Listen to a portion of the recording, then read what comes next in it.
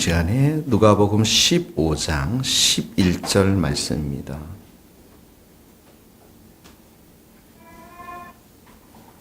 (15장 11절) 탕자의 비유인데요. 우리가 잘 아는 탕자의 비유인데 같이 몇 구절을 읽겠습니다. 17절, 15장 17절부터 좀 읽겠습니다. 이에 스스로 돌이켜 이르되 내 아버지에게는 양식이 풍족한 품꾼이 얼마나 많은가. 나는 여기서 줄여 죽는구나. 내가 일어나 아버지께 가서 이르기를 아버지 내가 하늘과 아버지께 죄를 지었사오니 지금부터는 아버지의 아들이야 일컬음을 감당하지 못하겠나이다. 나를 품꾼의 하나로 보소서 하리라 하고 이에 일어나서 아버지께로 돌아가니라. 아직도 거리가 먼데 아버지가 그를 보고 측은히 여겨 달려가 목을 안고 입을 맞추니 아들이 이르되 아버지 내가 하늘과 아버지께 죄를 지었사오니 지금부터는 아버지의 아들이라 일컬음을 감당하지 못하겠나이다.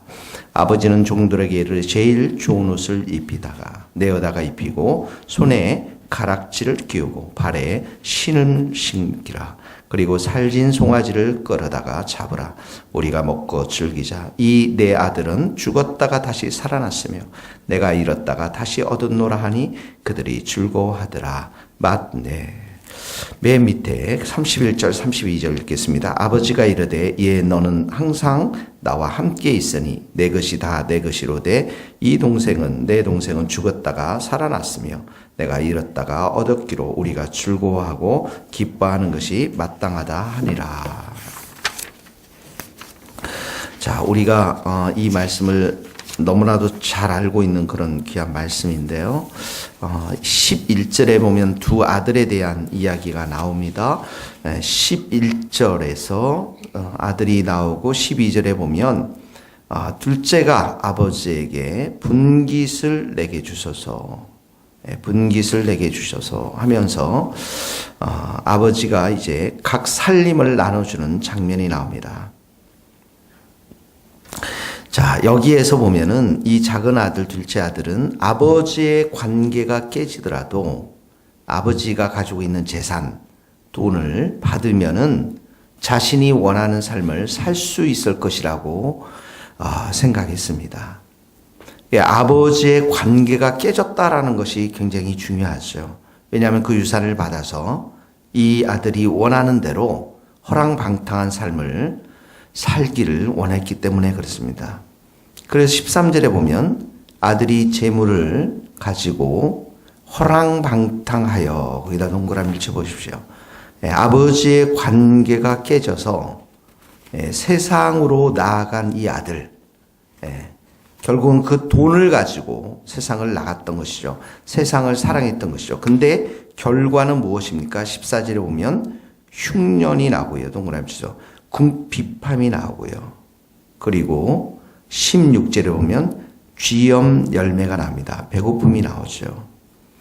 이것이 바로 비참해진 아버지의 관계, 아버지의 품을 떠난 관계가 깨진 죄인들의 모습인 것입니다. 이 세상 가운데서 아버지의 품을 떠난 모든 사람들의 모습이 이렇게 때로는 돈으로, 때로는 쾌락으로, 때로는 명예로 추구해서 가지만 그 삶은 궁핍과 허랑방탕과 굶주림, 그런 모습이라는 것이죠.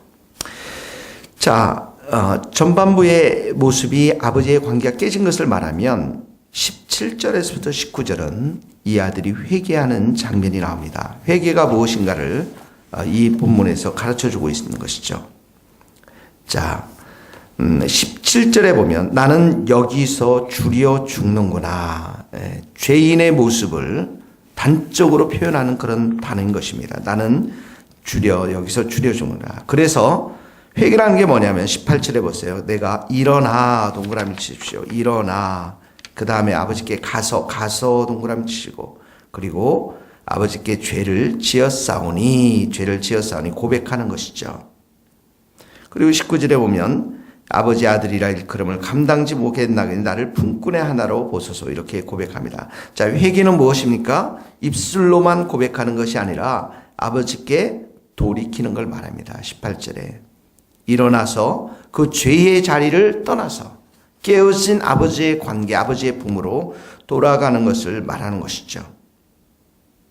그 다음에 이 아들은 돌아가면서 지금 뭐라 합니까? 품꾼의 하나로 보소서. 이 아들로서의 지위, 권리를 이제 포기하며 이 품꾼의 하나로 보소서, 이 말은 오직 그 아버지가 가지고 있는 자비한 성품, 좋으신 성품, 그곳에 의존하면서 살아가겠다라는 그런 고백인 것입니다.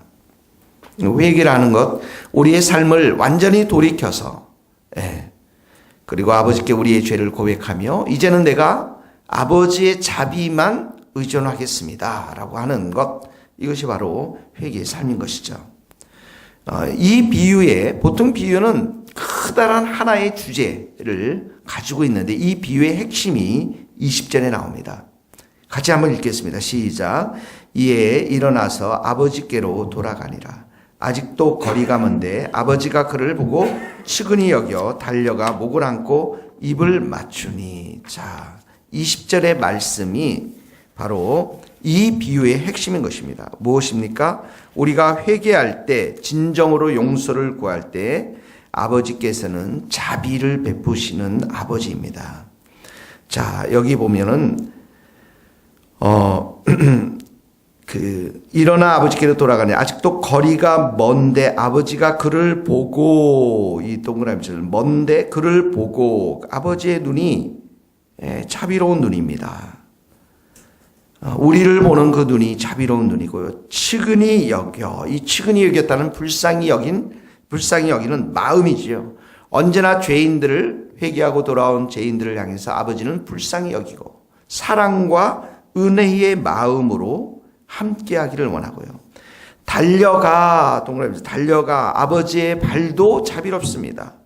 그 아들을 맞이하고 데려오고자 하는 그 발, 자비로운 발입니다.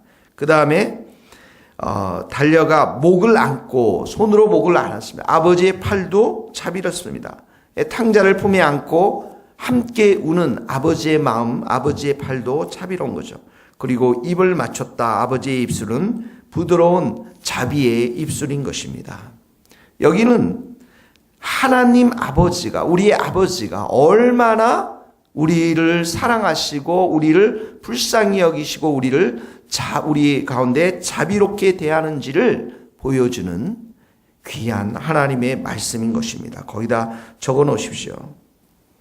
시편 51편 17절 다윗이 죄를 고백하고 썼던 시 속에는 이런 말씀이 있습니다.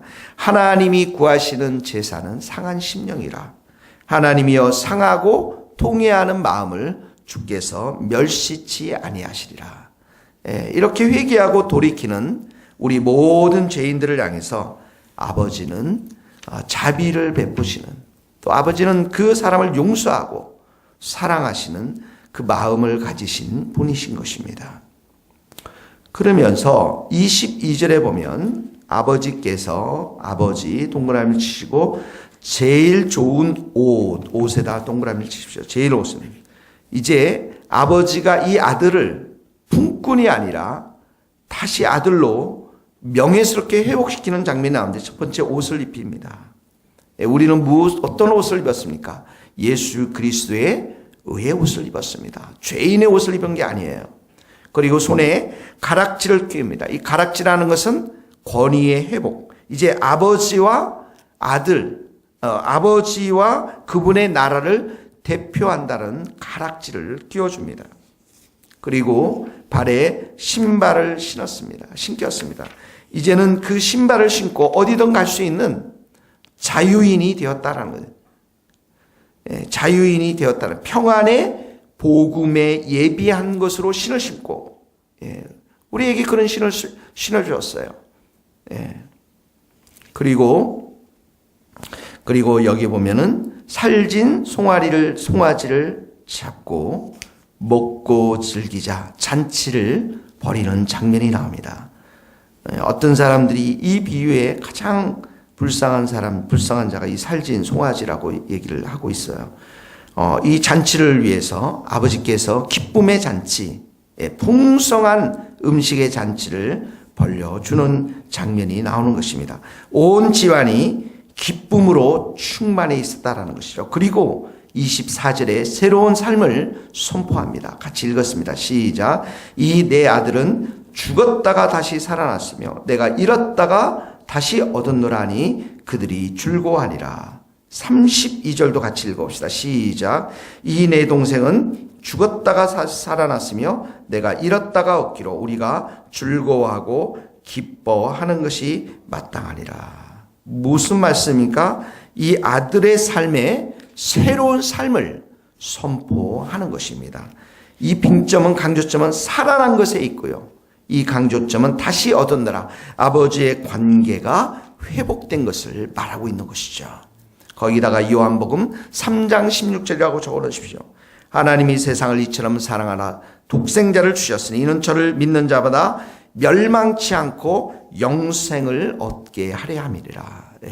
새로운 삶을 선포하는 거야. 누구든지 그리스도 예수 안에 있으면 새로운 피조물이라. 이전 것은 지나갔으니 보라 새 것이 되었노라.